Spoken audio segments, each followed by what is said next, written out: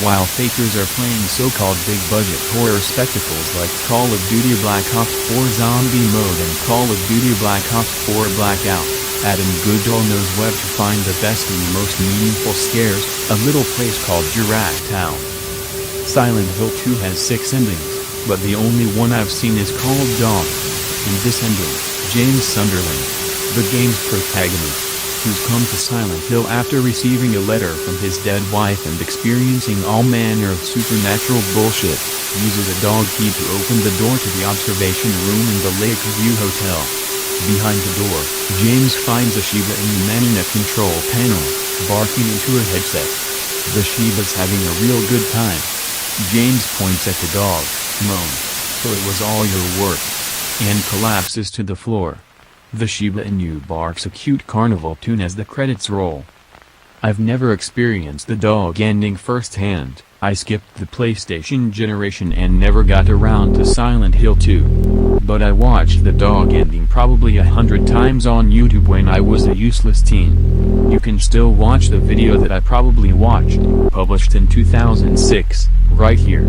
The reason I mention it now is because it was the first thing I thought of when I finished Giraffe Town, the eccentric new game from indie developer Samer Khatib.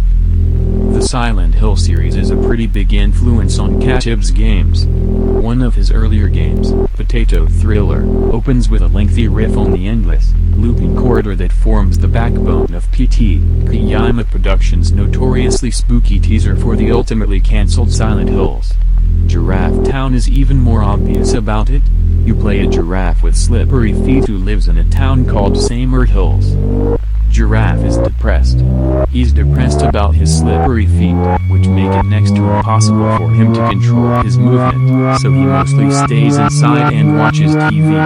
But he's inspired to leave the house when his idol, a pop star giraffe named Love, says that she's going to be meeting her fans on the other side of town. Giraffe resolves to walk to the other side of town and meet Love in person. Why not? He says. Why can't I go? What's holding me back? The odyssey that follows is often horrific. Threatening figures call Giraffe at his house and tell him to stay home to prepare for the portal of the beast. Giant billboards hang in the nothingness warning of a giraffe murderer. Every game over is punctuated by a pretty cheap jump scare. Even Samer Hills gets hostile, growing foggier and foggier as Giraffe gets closer to the other side of town. It's a design choice I recognize not from the Silent Hill games. Again, we were a Sega Master System house, but from the extremely underrated 2006 Silent Hill movie. It was spooky then, too. But Giraffe Town drinks deep from the same well as Silent Hill 2's dog ending, though, complementing, and sometimes undercutting, that horror with absurdity.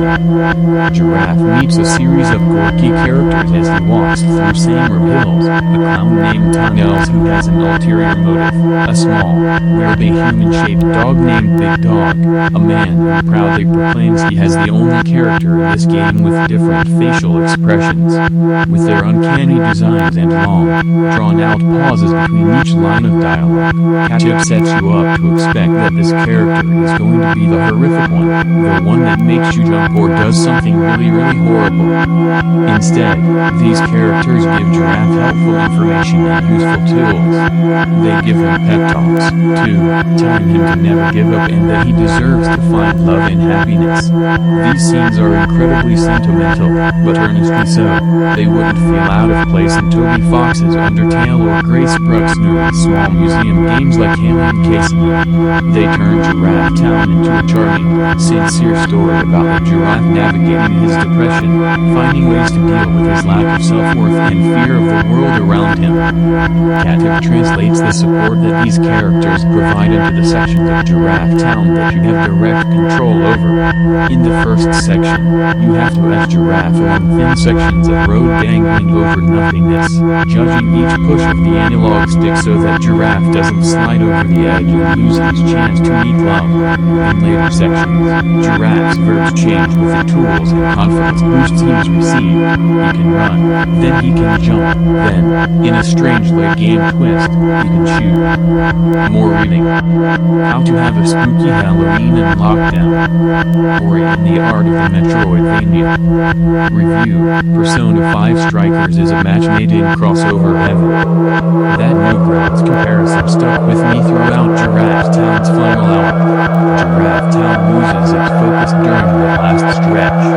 Late-game puzzles, like a maze full of faceless, endlessly respawning ghosts that took me an hour to beat, can be so capricious and exacting that they really test our interest in Khatib's interest in exploring the value of perseverance and getting back up when you fail. I couldn't even get past the final boss battle. I watched the game's grand finale on YouTube. That grand finale wraps everything up in an overly cute way, too.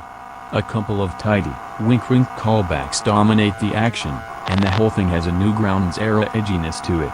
Animals with guns, swearing and fighting creatures with gross Joan and Vasquez-esque designs. Both elements sit uneasily alongside the emotion-driven storytelling that came before.